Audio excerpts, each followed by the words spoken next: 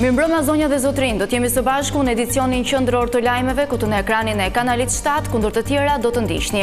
Banor dhe aktivistë protestuan në Zvërnec kundër ndërtimit të resortit, tubime edhe në disa qytete europiane përpara selive diplomatike të Shqipërisë.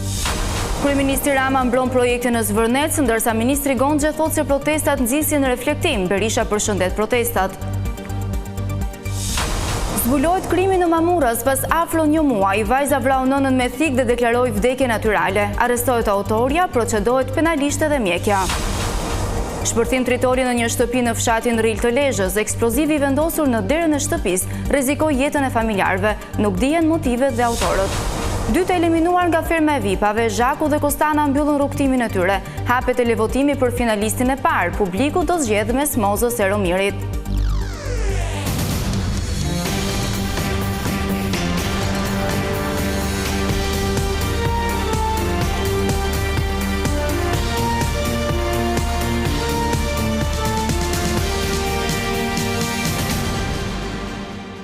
Vjoj me lajmet. 10 banorë të fshatit Zvërnec u mblodhën këtë të shtu në vendin ku është planifikuar ndërtimi i resortit. Të mbështetur edhe nga aktivistë të shoqërisë civile, ata kërkuan anullimin e projektit. Ndërkohë protesta janë mbajtur edhe përpara disa selive diplomatike të Shqipërisë në vende të ndryshme. Përfaqësues të shoqërisë civile, intelektual të qytetit, specialist mjedisi, por edhe të mbërritur nga qytete të ndryshme, kanë protestuar këtë të shtunë kundër investimit në Zvërnec. Ata janë mbledhur në zonën e Porto Novos për të kërkuar anullimin e projektit. Dikur shflet për investitor strategjik. Unë them se investitori më i madh strategjik këtu është Zoti, shko sa të bukur e ka bërë. E ka bërë me gjithçka, domethënë e ka bërë me manastirin që kemi aty, e ka bërë me ishull, me gadishull, me mrekullira. Tani pse të vinë ata e të na fusin betonin e kjo tokë është e shqiptarëve, do ta gëzojnë fëmijët tanë. Ne jemi ndër të vetmit popull që identitetin tonë kulturor dhe kombëtar kemi të ndërtuar te natyra. Kënga labe i flet natyrës, kënga labe imiton natyrën. E ashtu të gjitha këngët popullore. Askush nuk mund të na thotë se nuk kemi ndjeshmëri për natyrën. Ata që duan na heqin ndjeshmërinë për natyrën janë oligarkët edhe qeveria. Unë që ju flas, jam Klajdi Bello, i cili shpëtoi fal disa djemve dhe vajzave që ndërhyrë në kohë, sepse kjo është koka ime, pasi ata paramilitar, para ata ushtarak, sepse ata mënyra se si kishin ardhur për të vrarë. Protestuesit kanë kërkuar dorëheqjen e Ramës, akuza kanë hedhur edhe për opozitën e cila sipas tyre mbron kauza kundër qytetarëve. Protestuesit thanë se nuk janë kundër investimeve, por nuk pranojnë shkatrimin e një zone të pasur natyrore. Duke treguar rëndësinë që Zvërneci ka për ta dhe për Vlorën, ata shprehen se protestat do të vazhdojnë. Nuk mungojnë as qytetarë që kanë ardhur nga Italia enkas për këtë protest, edhe ata e kundërshtojnë këtë projekt. Ndërkohë rrethimi kantierit të ndërtimit që bllokon lëvizjen në zonë tashmë është hequr. Protesta është zhvilluar e qetë, ndërsa nuk ka patur forca policie. Krahas protestës në Zvërnec, këtë të shtunë shqiptarët të cilët jetojnë dhe punojnë në diasporë kanë mbushur disa nga sheshet kryesore të Milanos dhe Londrës. Por qeveria duket se nuk ka ndërmend të tërhiqet nga projekti Zvërnecit. Kryeministri Edi Rama ka sjellë në vëmendje një model të ngjashëm zhvillimi nga Portugalia, ndërkohë ministri i turizmit Blendi Gonxhe ka deklaruar se qeveria po ndjek protestat të cilat sipas tij nxisin analizë dhe reflektim. Kryeministri Edi Rama ka reaguar sërish për debatin që lidhet me projektin e Zvërnecit, duke bërë një paralelizëm me modelin e zhvillimit turistik në Portugali. Në një postim në rrjetet sociale, Rama argumenton se mbrojtja e natyrës dhe zhvillimi ekonomik nuk janë një proces që përjashtojnë njëra tjetrën, ndaj dhe projekti i Zvërnecit ka të njëjtin qëllim. Ndërkohë nga Pogradeci, edhe ministri i turizmit, kulturës dhe sportit Blendi Gonxha ka reaguar lidhur me protestat kundër projektit në zonën e Zvërnecit, duke deklaruar se qeveria po i ndjek me vëmendje shqetësimet e ngritura nga protestuesit dhe se kërkohet një analizë e kujdesshme për të gjetur ekuilibrin mes zhvillimit dhe mbrojtjes së mjedisit. Nuk diskutohet që ne jetojmë në Tiranë dhe kemi shumë qartë që është një situatë e cila kërkon një vëmendje dhe kërkon një analizë dhe kërkon një reflektim shumë thellë. Nga pikpamja e rëndësisë dhe vlerës së zhvillimit turistik, qoftë për zonën e Zvërnecit, apo qoftë edhe për shembuj të ngjashëm, qoftë në rajon, qoftë në Shqipëri, të jemi të përgatitur që në një dialog, në një moment që ne do kemi natyrisht nevojë të komunikojmë dhe të shkëmbejmë informacion me njëri tjetrin, kuptohet kur kjo të jetë në një formë më të organizuar dhe më të strukturuar, e cila deri tani nuk ka ndodhur sepse ka pasur me sa duket edhe vetë protesta nevojën e vetë që të shfryjë. Gonxha tha gjithashtu se qeveria respekton të drejtën e protestës dhe konsideron atë një shprehje të lirisë demokratike në vend, ndërsa për balancën mes zhvillimit ekonomik dhe mbrojtjes së mjedisit, ai u shpreh se bëhet fjalë për një proces delikat, veçanërisht në kushtet kur Shqipëria synon integrimin në Bashkimin Evropian. Kjo është një gjë që bëhet në një moment kur Shqipëria ndodhet në fazën e integrimit dhe përafrimit sa i takon konvergjencës ligjore, por bëhet edhe në një moment që Shqipëria ka nevojë që të hyjë në Bashkimin Evropian me këmbë të veta e fortë, siç ka ligje shumë forta për mjedisin, në shumë prej zonave dhe mos i paku fqinjët tanë ka plot zhvillime, të cilat janë një kombinim në harmoni, s'po them në perfekcion, por në një harmoni jo vetëm ligjore, por në një harmoni që është edhe e lidhur me interesin publik. Gonxha dënoi gjithashtu incidentin e ndodhur gjatë protestës, duke e cilësuar atë një ngjarje të papranueshme dhe duke kërkuar që përgjegjësit të përballen me drejtësinë. Një uragan që nuk ndalet kurrë, i quajti kryetari i Partisë Demokratike Sali Berisha lëvizjen e të rinjve që ka nisur prej disa ditësh, por për qytetarët që kërkojnë edhe atij largimin nga politika, lideri i opozitës tha se janë vegla të Ramës dhe Ballukut. Kryedemokrati Sali Berisha përshëndeti protestat në Tiranë, ndërsa i bëri apel kryeministrit Edi Rama të dëgjojë thirrjen e tyre dhe të japë dorëheqjen. Me asgjë nuk mund të pengohet ky uragan pa realizuar qëllimet e tij. Kjo është një protestë qytetare ndër më të fuqishme në historinë e një vendi. Degëzat kur nuk mund të errësojnë trungun. Kauza e këtyre qytetarëve është për shpëtimin e Shqipërisë. Megjithse thirrja e protestuesve në rrugët e sheshet e kryeqytetit është që edhe Berisha të largohet, ky i fundit këto zëra i konsideron opozitë të opozitës. Nuk janë qytetarët ata. Ata janë opozitarët e opozitarëve, s'kan asgjë të përbashkët me qytetarët. Janë thjesht vegla të Edi Ramës dhe Lubi Ballukut. Berisha akuzon kryeministrin se ka manipuluar vajzën e presidentit amerikan Donald Trump, Ivanka Trump dhe bashkëshortin e saj Jared Kushner në shitjen e një toke që është nën hetim për korrupsion dhe krim të organizuar. Në një dosje ku prokuria shqiptare kishte nisur hetimet për krim të organizuar ose korrupsion, zotëria e tij ipte lejen e zhvillimit për kompaninë duke shpresuar se autoriteti i zotit Kushner dhe vajzës do të mjaftonin për të mbyllur çdo dosje.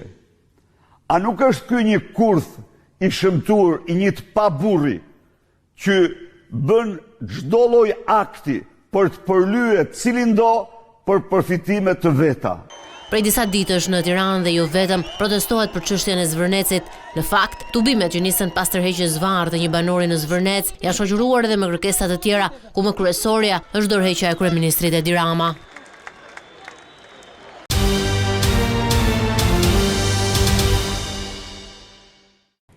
Një krim makabër u zbulua pas afro një muaj në Mamuras. 57 vjeçaria Violeta Shpanje ka vrarë të ëmën e saj të moshuar me thik. Bashkëpunëtore në këtë krim sipas autoriteteve është edhe mjekja, e cila raportoi ngjarjen si vdekje natyrale. Historia tronditëse u zbulua këtë të shtunë, ndërsa e bie 85 vjeçare së vrarë përfundoi në pranga akuzuar për vrasje për shkak të marrëdhënieve familjare.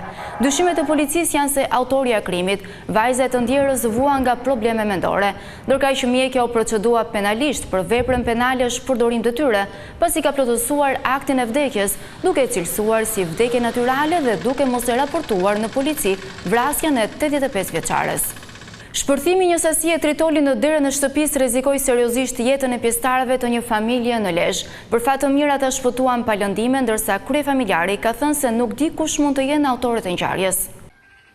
Duke u gdhirë shtuna, familja Mirashi në fshatin Ril të Lezhës u trondit nga shpërthimi me tritol në derën e shtëpisë.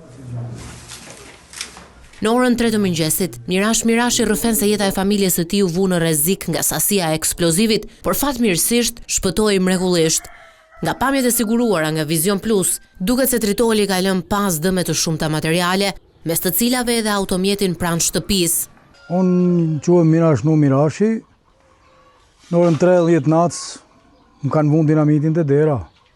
Më kanë rreziku jetën edhe familjes, asgjë më tepër, s'di për më tepër. Lut Zotin ti jemi në fundit. Çfarë kanë dëmtuar? Gjitha pajisjet e gjanat me derë blindume, gjitha i kanë hillë në erë. Derën sipër e tjegullat lartë e komplet gjanat. Unë në gjumë. Shpresoj të kenë gatruar adres, thot Mirash Mirashi, teksa apelon zbardhjen sa më parë të ngjarjes, pa ditur se kush mund të ketë qenë autori dhe në frikë se ngjarja mund të përsëritet. Nuk më shkon mendja te kurkush, te kurknjë. Unë për natë rri me shok, dal vetë që është asë gjë, humor. Nuk keni konflikt? Ja, se kam le, nuk e di ku ta çoj menën se kush është ai që nuk kena probleme, 0. Ju jetoni vetëm këtu? Me grua, fëmijët i kam jashtë. Nga 200 metra nga këtu, i ka ndodhur para 2 javësh një shokut, një fshatarit tim. I baj thirrje gjithkujt që mos të merren me njerëz, me moshë time që jam në pension e me të tjerë. As me kërken, as me tri, as me kurkan, se kanë hallë njerëzit. Siç tregon edhe Mirashi, ky është rasti i dytë brenda 2 javësh që kjo zonë tronditet nga tritoli. Më herët një shpërthim i ngjashëm u regjistrua në banesën e Tom Çungut, duke ngritur shqetësime për sigurinë në zonë. Sajmir Kolaveri, 44 vjeç, i dyshuar si pjesëtar i një grupi të strukturuar kriminal, është ekstraduar nga Italia drejt Shqipërisë. Sipas hetimeve, ai dyshohet se ka bashkëpunuar me pjesëtar të tjerë të grupit në vrasjen e Klevis Leshit për motive gjakmarrjeje, si dhe në fshehjen e Kufomës në zonën e Mamurasit. Me vendim të gjykatës së posaçme kundër korrupsionit dhe krimit të organizuar, ndaj 44 vjeçarit është caktuar masa e sigurisë arrest me burg për vepra penale, vrasje për gjakmarrje, fshehja ose asgjësimi i Kufomës, armbajtje pa leje dhe përfshirje në grup të strukturuar kriminal.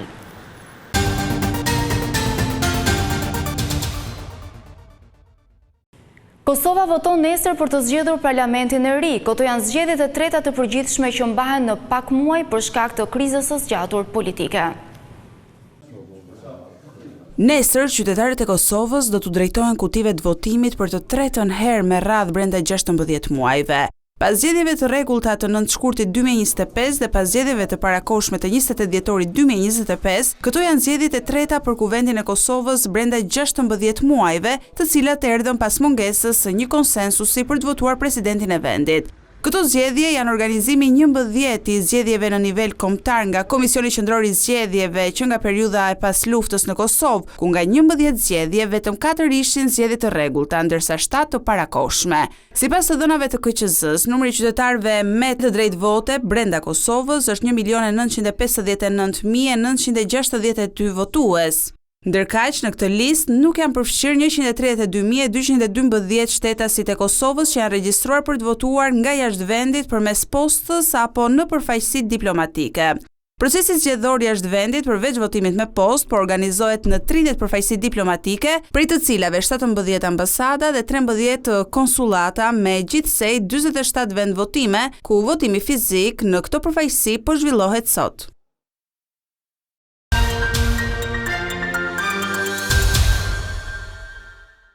Zhaku dhe Kostana ishin 2 fermerë që mbyllën rrugtimin e tyre në spektaklin më të ndjekur. Mbrëmja e të premtes ishte mbushur me debate dhe surpriza. Në fund u hap televotimi për finalistin e parë të këtij edicioni, ku publiku do të ketë mundësi të zgjedhë mes Mozës dhe Romirit.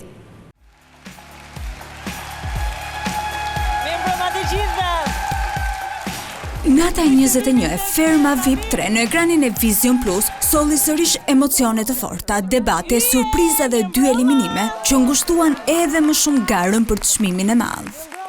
Vëmendja kryesore e kësaj nate ishte e përqendruar te televotimi i javës, ku përballë publikut ishin Zhaku, Sara dhe Iliri. Pas një jave votimesh, publiku vendosi që rrugëtimi në Ferm të përfundonte për Inida Gjatën, e njohur si Zhaku. Zhaku! Pas eliminimit të parë, spektakli vjoi me analizën e disa prej ngjarjeve më të komentuara të javës. Një prej tyre ishte krisja e raportit me Soni Malajt dhe Sara Karajit. Një debat gjatë një loje solli tensionin mes 2 fermerëve, ndërsa në studio u rikthye edhe diskutimi i nisur javën e kaluar mbi aludimet për një afrim më të madh mes Sonit dhe Ilirit. Se jemi dhe kështu si tipa komplet kundërt, nuk ekziston fare. Një tjetër moment i fort ishte ballafaqimi mes Ilirit me Mozën pas debatit të ashpër për çështje kombëtare.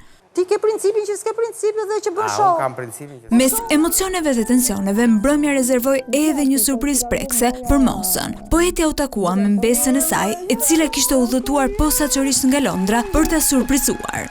Takimi mes tyre solli emocione të forta, ndërsa Mosa shprehu krenarim për mbesën e saj. Një tjetër moment i veçantë ishte surpriza spektakolare që kantautori Flori Mumajesi i dedikoi Soni Malajt. Me 300 dronë që ndriçuan qiellin e fermës, artisti që prej vitesh është larg skenës muzikore, i dërgoi një mesazh emocional jo vetëm Sonit, por edhe publikut. Më pas, gara hyri në një fazë vendimtare. 9 fermerët e mbetur u përballën në një sfidë individuale që kishte në qendër balancën. Secili prej tyre duhet të kalonte mbi një fuqi pa urrëzuar, por askush nuk arriti ta përfundonte me sukses provën. Dështimi të gjithë fermerëve bëri që ata të kalonin automatikisht në një televotim të menjëhershëm, i cili zgjati vetëm pak minuta. Unë po deklaroj zyrtarisht të hapur televotimin! Në fund, ishte publiku ai që mori vendimin për eliminimin e dy të mbrëmjes. Kostana Morava rezultoi fermerja më pak e votuar, duke ndërprer përfundimisht rrugëtimin e saj në ferma VIP 3. Kostana! Në mbyllje të spektaklit u hap edhe një kapitull i ri i garës. Fermerët zgjodhen që në televotimin vendimtar të përballeshin Moza me Romirin. Publiku do të ketë tashmë në dorë fatin e tyre, duke votuar për të shpallur finalistin e parë të Ferma VIP 3. Se dy më të votuarit janë Moza dhe Romiri. Okej. Me vetëm pak ditë që na ndaj nga finalja e madhe e 15 qershorit, gara bëhet çdo ditë më e fortë, ndërsa çdo televotim mund të ndryshojë gjithçka. Sot në mbrëmje në ekranin e Vision Plus vjen finalja e spektaklit të bukurisë Miss Shqipëria 2026. Gjithçka është gati në amfiteatrin e Pogradecit, aty ku do kurorëzohet më e bukura e këtij edicioni. Vetëm pak kohë na ndaj nga kurorëzimi Miss Shqipëria 2026 dhe emocionet janë çdo minutë më të forta për 25 finaliste që do të ngjiten sonte në skenën e amfiteatrit të Pogradecit.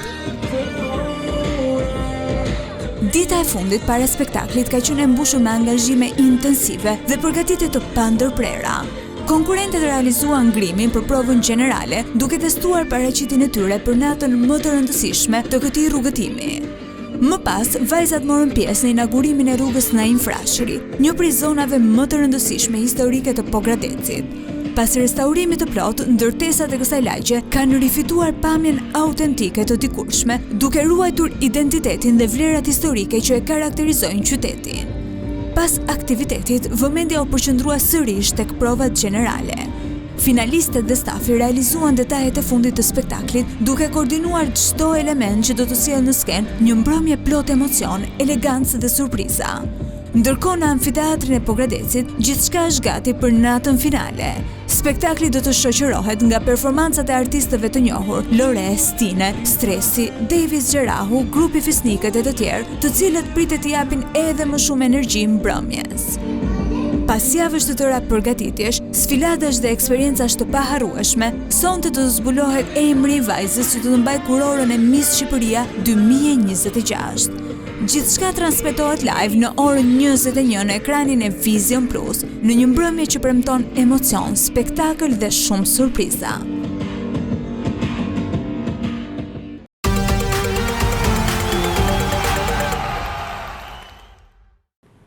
Pasi vendosi rekordin duke notuar nga brigjet italiane drejt Karaburunit, aktivistja dhe avokatja Eva Buzo ka ndërmarrë një tjetër sfidë. E nisur nga radhima, ajo ka vendosur të përshkojë distancën përreth ishullit të Sazanit. Avokatja dhe rekordmenja shqiptare australiane Eva Buzo është rikthyer sërish në Vlorë. Ajo nis nga radhima drejt ishullit të Sazanit ku po zhvillon një tjetër sfidë sportive në ujërat e Jonit. E shoqëruar fillimisht nga disa persona të stafit mbështetës, Buzo vijoi më pas se vetëm me notin për Shark Sazanit, ishullit më të madh të Shqipërisë, i cili ka një vijë bregdetare për rreth 15 kilometrash. Kjo nuk është hera e parë që sportistja zgjedh Vlorën për sfidat e saj të notit në ujëra të hapura. 2 vite më parë ajo tërhoqi vëmendjen e opinionit publik me një tjetër arritje të rëndësishme, kur ndërmori një notim të gjatë nga brigjet italiane drejt Karaburunit, duke vendosur një rekord personal dhe duke promovuar njëkohësisht bukuritë natyrore të Bregdetit shqiptar. Dhe këtu kemi përfunduar me lajmet. Unë ju falenderoj për vëmendjen, bashkë mirupafshim.